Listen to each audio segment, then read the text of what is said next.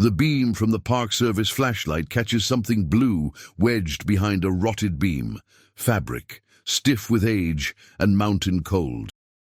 Deputy Linda Reardon crouches low, the abandoned cabin creaking above her head, and pulls the object free, a child's backpack, faded, the zipper corroded, and on the front pocket, barely visible beneath 11 years of dust, a name written in black permanent marker, Tyler Brennan. She'd been 6 years old when Tyler disappeared. Now she was 17, a junior ranger helping catalogue forgotten structures before they collapsed entirely, and she was holding evidence from the most exhaustive search in Colorado history, a search that had found nothing. But someone at the Forest Service had recently mentioned interest from the public in supporting investigations like these, especially now that new fabric analysis techniques were emerging from university labs.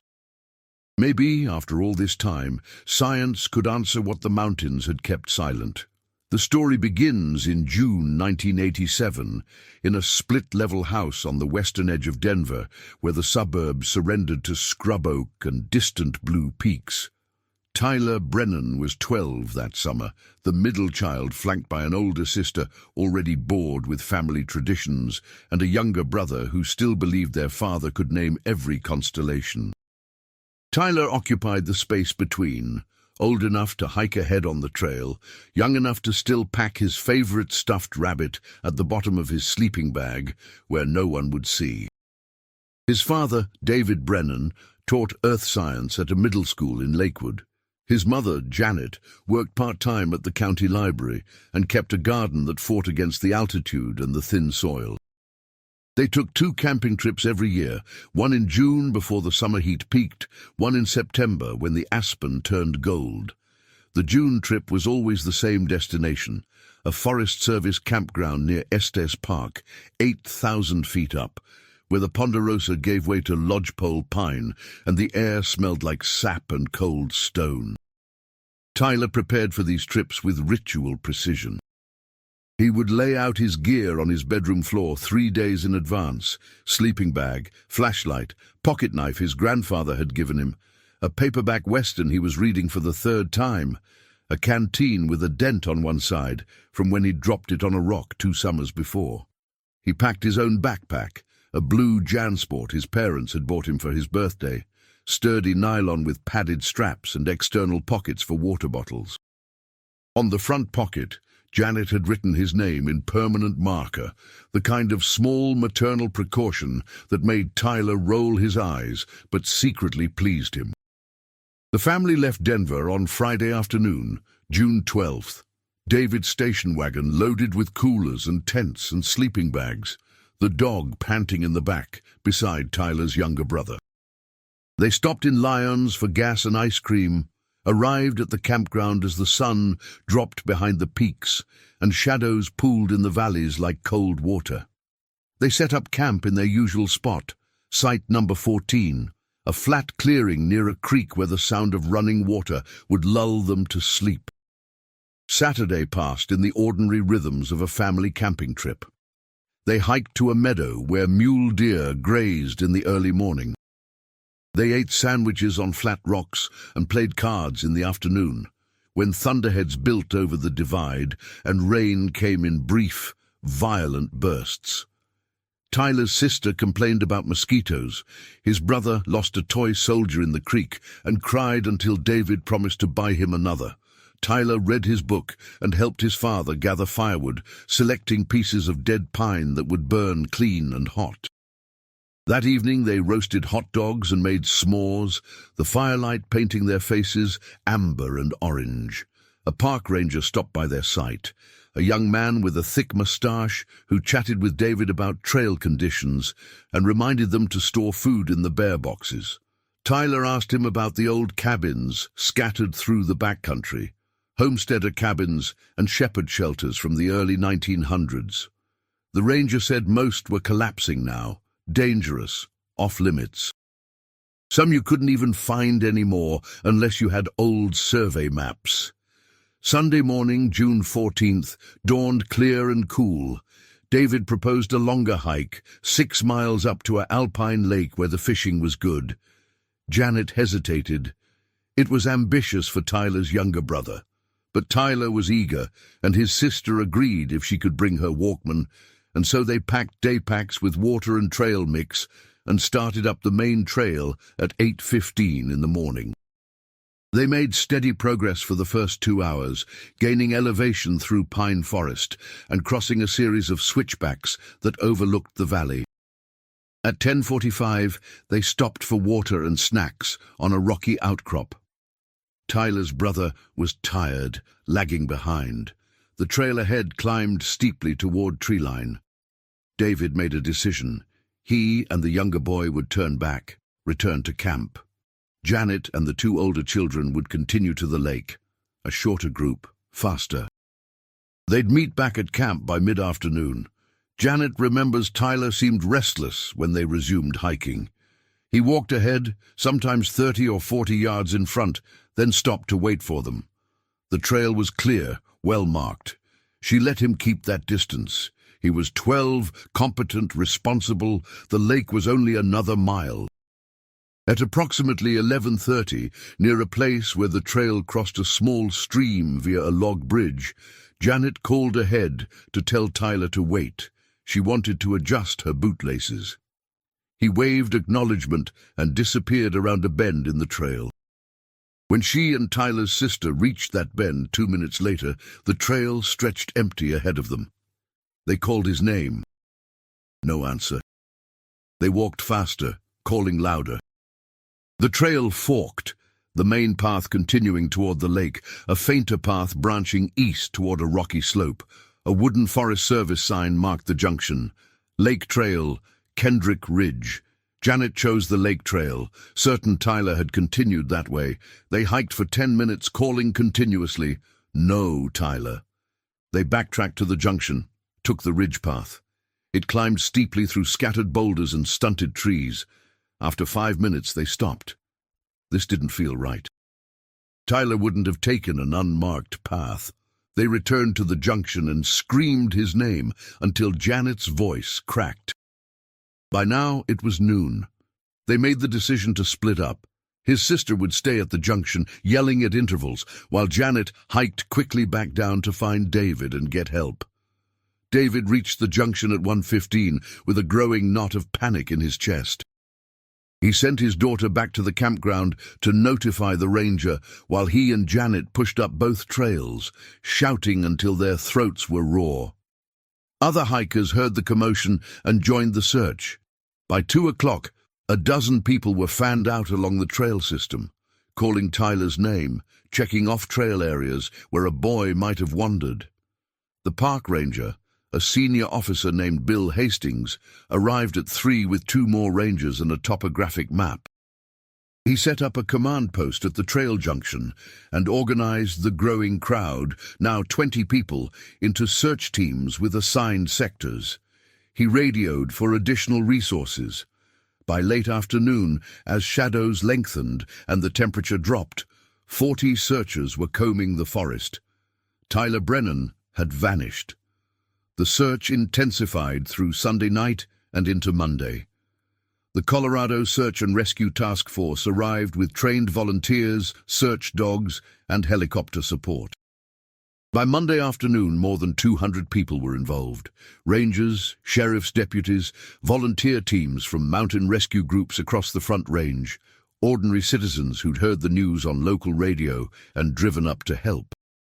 The dogs picked up Tyler's scent on the lake trail, tracked it for a quarter mile, then lost it near a rocky area where runoff from snowmelt had created muddy channels.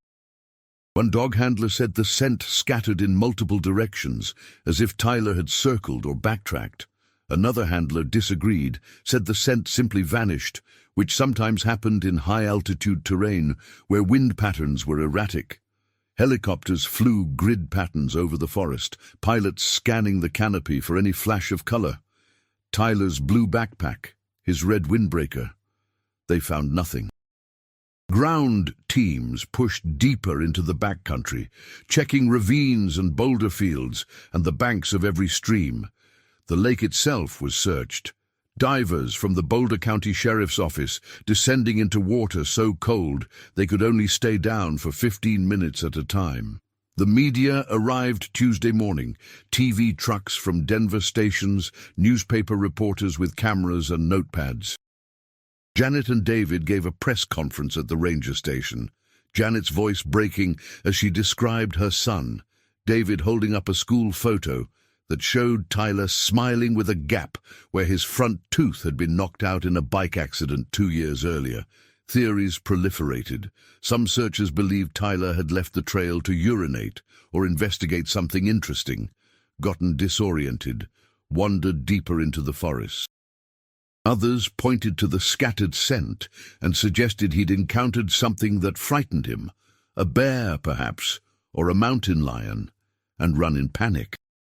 The helicopter pilots noted that the terrain east of the trail was a maze of ridges and valleys, dozens of square miles of wilderness where a person could walk for days without reaching a road. A few darker theories emerged. A witness came forward, a fisherman who'd been near the trailhead Saturday evening, and said he'd seen a man in a blue pickup truck talking to a boy, matching Tyler's description. The sheriff's office spent 2 days tracking down every blue pickup in the county. None led anywhere. By Wednesday, the search had expanded to cover 30 square miles. Dogs, helicopters, fixed-wing aircraft with infrared sensors, ground teams numbering over 300. They found a candy wrapper near the ridge trail that might have been Tyler's. They found a broken shoelace tangled in a bush. They found a dozen other items that weren't connected to anything. The Forest Service brought in a specialist, a tracker from Wyoming named Ray Dunham, who'd worked searches across the West. He studied the area where the dogs had lost the scent. He examined the ground for hours, reading sign invisible to untrained eyes. Finally, he pointed to a patch of exposed soil and said he believed Tyler had stood there for several minutes, possibly removing his backpack to get something from it, then continued east, off-trail, into the roughest country in the area. Search teams pushed in that direction, fighting through dense scrub oak and deadfall, scrambling up loose scree slopes. They found nothing. The terrain was brutal, rock faces, hidden gullies, thick forest where you couldn't see 10 feet ahead. A person could pass within yards of someone lying injured and never see them. By Friday, June 19th, 5 days after Tyler vanished, the search began to shift from rescue to recovery. The weather had been cold at night, temperatures dropping into the 30s. If Tyler was injured and immobile, survival was unlikely. If he was mobile and lost, he might have walked miles in any direction, possibly out of the search zone entirely. On Saturday, 1 week after Tyler disappeared, the organized search officially scaled back. The sheriff held a press conference and said they were transitioning to a limited ongoing effort. Rangers and volunteers would continue searching, but the massive deployment of resources couldn't be sustained indefinitely. David Brennan stood beside the sheriff, his face grey and hollowed, and said he wasn't giving up, would never give up, would spend the rest of his life looking if necessary. For months afterward, volunteers returned to the mountains on weekends, hiking old trails and game paths, checking abandoned mine shafts and caves. Janet printed thousands of flyers with Tyler's photograph and distributed them across Colorado and neighboring states. David drove alone into the backcountry every Sunday through the summer and into fall, calling his son's name until the snow came and made the high country impassable. No trace of Tyler Brennan was ever found. His blue backpack, his red windbreaker, his canteen with the dent, the pocket knife, the stuffed rabbit, all remained somewhere in the mountains, hidden or scattered or buried under snow and needles and the slow accumulation of years. The case file stayed open. Periodically, the sheriff's office would receive a tip. Someone thought they'd seen a boy matching Tyler's description in Grand Junction or Durango or as far away as Montana. Every lead was investigated. None panned out. By 1990, the tips had slowed to a trickle. By 1995, they stopped entirely. Janet and David divorced in 1992. The marriage couldn't survive the weight of Tyler's absence, the way every silence in the house echoed with what was missing. David left teaching and took a job with an environmental consulting firm that required frequent travel. Janet stayed in the house in Denver, Tyler's room unchanged, his belongings exactly as he'd left them. Then, in July 1998, Linda Reardon found the backpack. She was part of a summer crew documenting old structures in the Roosevelt National Forest. The Forest Service was conducting a comprehensive survey, mapping abandoned cabins, assessing their condition, deciding which could be stabilized for historical preservation and which needed to be demolished before they became hazards. Linda, 17, and planning to study forestry at Colorado State, had jumped at the job. The cabin where she found the backpack wasn't on any current trail map. It sat in a narrow valley 3 miles east of the main trail system, accessible only by rough game paths and a seasonal creek bed. The structure was small, single room, maybe 12 by 15 feet, logs chinked with mud and moss, a stone fireplace collapsing inward. The roof had partially caved in years earlier. Linda was inside taking measurements when her flashlight beam caught the blue fabric. The backpack was wedged behind a fallen support beam in the corner opposite the fireplace, as if someone had placed it there deliberately, or as if it had been pushed there when the roof collapsed. She pulled it free carefully. The nylon was faded and brittle. The zippers rusted.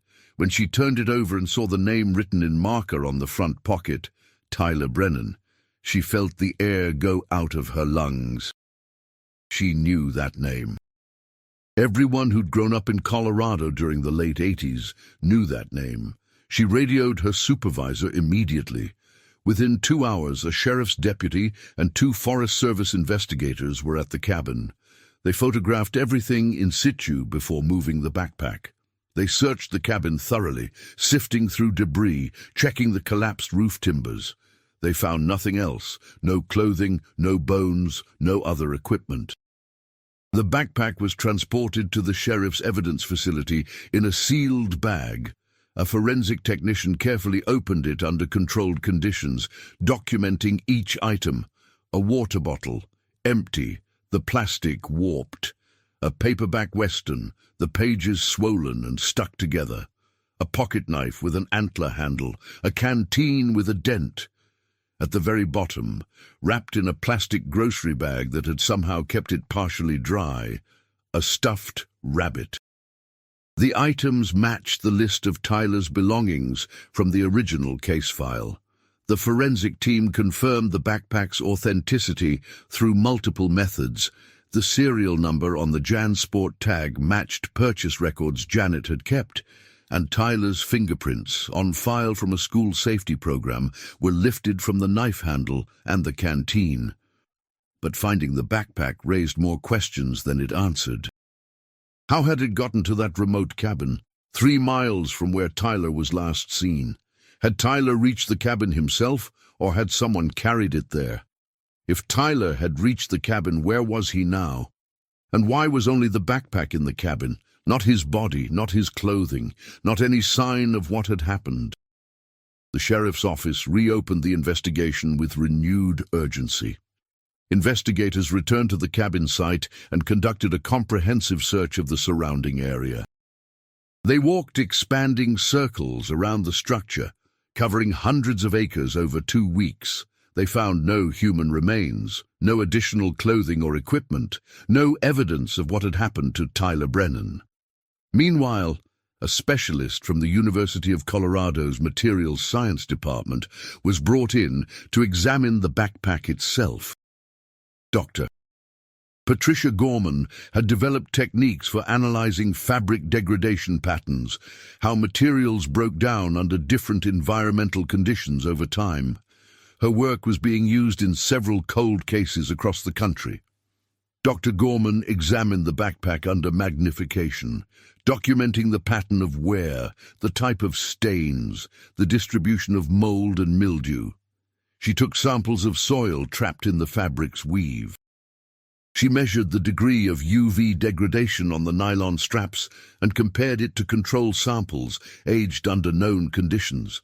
Her analysis took 3 weeks. When she presented her findings, they were startling. The backpack showed weathering consistent with 11 years of exposure, but not 11 years of continuous outdoor exposure. The UV degradation was insufficient. If the backpack had lain in the forest for 11 years, exposed to sun and snow and temperature extremes, it should have degraded far more severely. Instead, the degradation pattern suggested the backpack had been protected for most of that time, then exposed to elements only in the final year or two. Moreover, the soil samples trapped in the fabric came from 2 distinct locations. The primary soil, embedded deep in the weave, matched soil from the area where Tyler was last seen, near the junction at 11,000 feet. The secondary soil, a light dusting on the surface, matched soil from the cabin site at 9,000 feet. This suggested the backpack had been on the ground near the junction, then picked up and moved later. Dr. Gorman couldn't determine exactly when the backpack had been moved to the cabin, but her analysis suggested it hadn't been there the entire 11 years. Possibly it had been brought there much more recently. This finding shifted the investigation's focus. Perhaps Tyler's backpack had lain in the forest near where he vanished, overlooked by the original search teams despite their thoroughness. Perhaps animals had scattered his belongings. Perhaps someone had found the backpack years later and moved it, for reasons unknown. The sheriff's office pursued this theory by reaching out to frequent users of that section of forest: hunters, fishermen, backcountry hikers. They asked if anyone had seen the backpack before July 1998, or if anyone knew of others who used the area regularly. A crucial lead emerged in August. A retired sheep rancher named Martin Ortega, who'd grazed herds in the high country for 40 years, came forward after seeing a news story about the backpack. He said he knew that cabin. He'd used it occasionally over the decades as an emergency shelter during storms.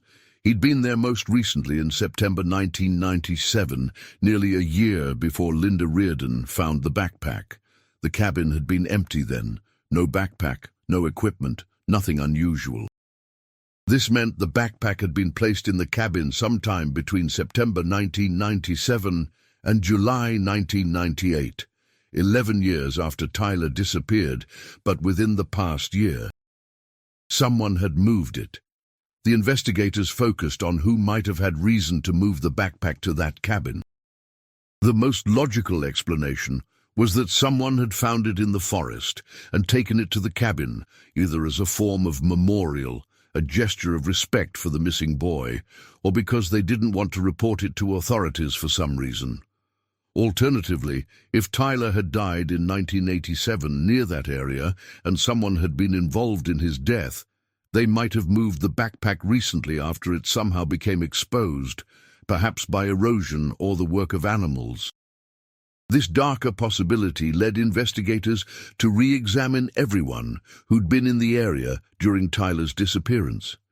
They reviewed the original witness statements, looking for inconsistencies or overlooked details. One name surfaced that hadn't been fully pursued in 1987. A man named Dennis Howell had been camping alone about 2 miles from the Brennan family site in June 1987. Park rangers had interviewed him briefly during the initial search. He'd said he hadn't seen Tyler or anything unusual. But a ranger's note in the file mentioned that Howell seemed nervous during the interview, reluctant to let rangers search his campsite. They'd had no grounds to press the issue at the time. Investigators tracked Howell to a town in Wyoming, where he'd been living since 1995. They drove there in September 1998 and spoke with him at his workplace, a hardware store. Howell, now in his early 50s, remembered the Tyler Brennan case immediately. He said he'd felt terrible about it at the time, had participated in the search for 2 days. When asked about his nervousness during the original interview, Howell was silent for a long moment. Then he said he'd been nervous because he'd had marijuana at his campsite. Not much, just personal use, but enough to worry him when rangers started asking questions. He'd been afraid they'd search his tent. The investigators asked if Howell had ever returned to that area of the forest. He said yes, he hiked there occasionally even after moving to Wyoming. He liked the remoteness. When asked if he'd ever found anything related to Tyler Brennan, Howell said no, never. He'd always hoped to, but never had. The investigators let him go. They had no evidence connecting him to the backpack, no reason to believe he was lying. But they kept him on their list of people to revisit if new evidence emerged. Meanwhile, a botanist from the Colorado Natural Heritage Program was examining other evidence from the backpack, specifically plant material trapped in the zippers and seams. Dr. Ellen Voss was an expert in alpine flora and the detective work of identifying plant fragments. She identified pollen and seeds from several species: lodgepole pine, subalpine fir, twinflower, kinnikinick. The combination was consistent with the ecological zone around 11,000 feet where Tyler had disappeared.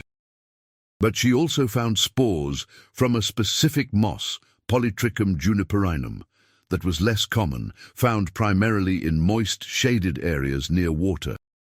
Dr. Voss cross-referenced this finding with the geology and hydrology of the search area. The moss species grew abundantly near a particular drainage, a steep-sided gully about half a mile east of the trail junction where Tyler was last seen. The gully had been searched in 1987, but the terrain was treacherous, full of deadfall and loose rock. It was possible something had been missed. In October 1998, a specialized team, including 2 experienced search and rescue members and a forensic anthropologist from Fort Collins, returned to the gully. They spent 4 days combing through the area with extreme care, moving systematically down the drainage. On the afternoon of the 3rd day, they found him. Tyler's remains were 30 feet down in the gully, partially buried under a collapsed log and a decade's worth of accumulated soil and needles. He was still wearing his red windbreaker, now faded to rust brown. His boots were laced tight. Beside him, scattered by time and animals, were other belongings: his water bottle, his canteen, coins that had fallen from a pocket. The forensic anthropologist conducted a preliminary examination on site before the remains were carefully excavated and transported. There was no evidence of trauma to the bones, no signs of injury. The body's position suggested Tyler had been sitting, possibly resting, when he died. The steep sides of the gully and the dense cover above explained why helicopters had missed him. The depth explained why ground teams had missed him too. From above, the gully looked impassable, a place a boy wouldn't have gone voluntarily. But the forensic analysis revealed what had likely happened. Tyler's clothing showed tears consistent with scrambling through thick brush. Soil under his fingernails matched soil from higher in the gully. The pattern told a story. Tyler had left the trail, possibly to investigate something or take a shortcut he thought he recognized. He'd gotten disoriented, descended into the gully, tried to climb out but found the sides too steep and unstable. He'd worked his way down instead, hoping to reach the creek at the bottom and follow it to civilization. Exhausted, hypothermic from the cold night, he'd sat down to rest and never gotten up. The autopsy confirmed the cause of death as exposure, hypothermia most likely, combined with dehydration. Tyler had probably died within 24 to 36 hours of getting lost.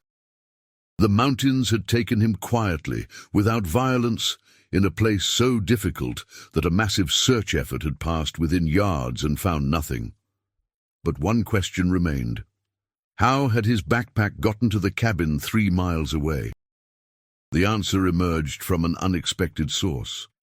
In November 1998, a retired Forest Service employee named George Kendrick contacted the sheriff's office. He'd heard about the discovery of Tyler's body and had something to confess. In the fall of 1989, 2 years after Tyler disappeared, Kendrick had been conducting a wildlife survey in the area. He'd hiked down into that gully, difficult as it was, because he was tracking elk migration patterns. He'd found the backpack then, caught on a branch about 20 feet uphill from where Tyler's body lay. He'd seen the body but hadn't recognized it for what it was. By 1989, it was largely skeletal, scattered, covered. He'd thought it was remains of a deer or elk. But he'd recognized the backpack as human. He'd seen the name written on it. He'd known about the Tyler Brennan case, and he'd panicked. Kendrick explained that he'd recently been through a difficult divorce and was afraid of being implicated in something he hadn't done. He'd feared that finding the backpack would raise questions about why he was in such a remote area, whether he'd been there before, whether he could be connected to Tyler's disappearance. It was irrational thinking, he admitted, driven by stress and paranoia. So he'd taken the backpack and hidden it at the old cabin he sometimes used as a shelter. He'd planned to report it anonymously later, but as time passed, the lie became harder to correct. He'd eventually tried to forget about it entirely. In 1997, hiking near the cabin, he'd noticed the roof had partially collapsed. Concerned that the backpack might be discovered by chance, which would raise even more questions, he'd planned to move it or destroy it. But the guilt had eaten at him. When he'd heard that Tyler's body had finally been found, he'd felt an obligation to come forward. The sheriff's office considered charging Kendrick with obstruction or evidence tampering, but ultimately decided against it. The case was solved. Tyler's death was an accident. The family had closure. Prosecuting an old man for a panicked decision made a decade earlier served no purpose. Janet Brennan was notified in October, shortly after the remains were identified through dental records. She drove to the sheriff's office and sat in a quiet room while they explained what they'd found and what they believed had happened. She asked to see the location. 2 days later, accompanied by a victim advocate and a ranger, she hiked to the gully. She stood at the edge and looked down at the place where her son had spent 11 years. She didn't cry. She'd cried all her tears between 1987 and now. Instead, she felt something like relief. Not happiness, never that, but the specific peace that comes from finally knowing. Tyler hadn't suffered long. He hadn't been hurt by anyone. He'd simply gotten lost and tired and cold, and the mountains had kept him until someone could bring him home. David Brennan came from Arizona, where he'd been living for the past 3 years. The two of them stood together for the first time since the divorce, their differences made irrelevant by grief and closure. They held a private funeral in November. Tyler was buried in a cemetery in Golden, his grave marked with a simple headstone. Tyler Brennan, 1975-1987, forever in the mountains. The Forest Service placed a memorial plaque at the trail junction where Tyler was last seen. It reads, "In memory of Tyler Brennan, who loved these mountains, please stay on marked trails." In the years since, the trail system has been improved. Junction signs are larger, more visible. Rangers conduct safety talks at the visitor center about the importance of staying together and the dangers of leaving established trails. Tyler's case is used as a teaching example. The old cabin where his backpack was found collapsed entirely in a winter storm in 2001. The Forest Service decided not to rebuild it. The site is unmarked now, absorbed back into the forest. George Kendrick died in 2003. He'd spent his final years volunteering for search and rescue efforts across Colorado, a private penance. Linda Reardon graduated from Colorado State with a degree in forestry and worked for 15 years with the National Park Service. She's now a district ranger in Rocky Mountain National Park. She still thinks about that July afternoon in 1998, the moment her flashlight caught blue fabric in the shadows, how small decisions ripple across years, how the mountains keep their secrets until they don't. Janet Brennan still lives in Colorado. She volunteers with organizations that provide support to families of missing persons. She helps them navigate the terrible uncertainty, the waiting, the not knowing that can stretch across years. She tells them that closure comes in its own time, or sometimes doesn't come at all. But she also tells them that truth is worth waiting for, worth searching for, worth every painful step. On the anniversary of Tyler's disappearance every June, she hikes to the memorial plaque. Sometimes David joins her from wherever he's living now. Sometimes she goes alone. She carries a small blue stone from her garden and leaves it at the base of the trail marker, adding to the collection that's grown there.